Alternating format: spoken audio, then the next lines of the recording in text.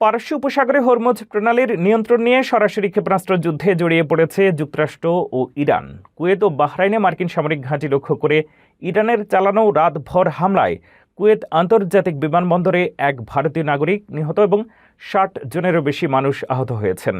ইরানের একটি তেলবাহী ট্যাঙ্কারে মার্কিন যুদ্ধবিমান থেকে হেল ফায়ার মিসাইল ছোঁড়ার পর এই সংঘাতের সূত্রপাত হয়। এর জবাবে মধ্যরাতে কুয়েত ও বাহরাইনে একযোগে ড্রোন ও ব্যালিস্টিক ক্ষেপণাস্ত্র ছুঁড়ে প্রতিশোধ নেয় তেহরান। চলতি সংঘাত শুরুর পর এটিই এই অঞ্চলে ইরানি হামলায় সবচেয়ে বড় হতাহতের ঘটনা। এদিকে ওয়াশিংটন যখন ইরানের সাথে একটি স্থায়ী শান্তি চুক্তির চেষ্টা করছে, তখন লেবাননের বৈরুতে ইসরায়েলি প্রধানমন্ত্রী বেনিয়ামিন নেতানিয়াহুর নতুন হামলার হুমকিতে চরম ক্ষোভ প্রকাশ করেছেন মার্কিন প্রেসিডেন্ট ডোনাল্ড ট্রাম্প।